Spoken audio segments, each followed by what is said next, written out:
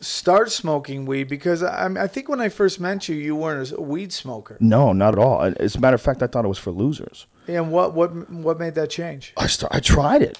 Eddie Bravo was the dude who turned me on to it because Eddie and we met at jiu-jitsu and we were going out to lunch and we were talking about some shit and he's a smart dude. I was like, we had like really similar philosophies on a lot of different things on politics and on the way the world works and like how strange everything is, like a very curious, very similar point of view to mine. But he would talk about getting high all the time and doing, and making his music and shit. And I was like, how the fuck is that good for you, man? I was like, pot just makes you fucking lazy. Like, that's what I thought. And he's like, no, that's all propaganda. It's all if you don't know what you're doing, if you smoke the wrong kind of weed, if you smoke too much, if you do it when you're drunk, you associate all these negative things with it. Just try it. So I said, all right, fuck it. Come on, let's try it.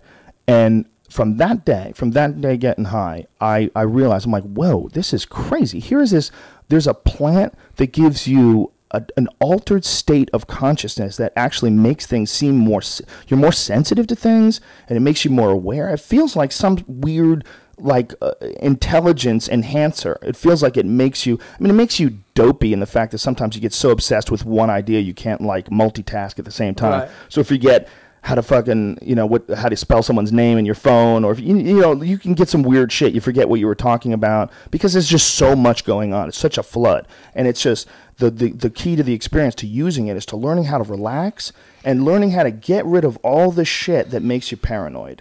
Because when dudes get paranoid, when you freak out about shit, you should be freaking out about that. Whatever the fuck it is you're freaking out about when you get high, that is something that you've put in the back of your head and you're avoiding, and it's an issue that you need to resolve. And once you do resolve those issues, once you don't have anything fucking with your head, once you like come to terms with who you are in this life and try to, put out good energy and you feel comfortable with it, then you can ride that bitch. Then when you get high, you can fucking tune into it all. So you can get really high and not be paranoid. And instead of being paranoid, you learn how to like let go and tune into some sort of a higher state of truth than what you're normally able to experience. You can see things in a perspective that doesn't seem to be available to you in the sober state. As much as you meditate,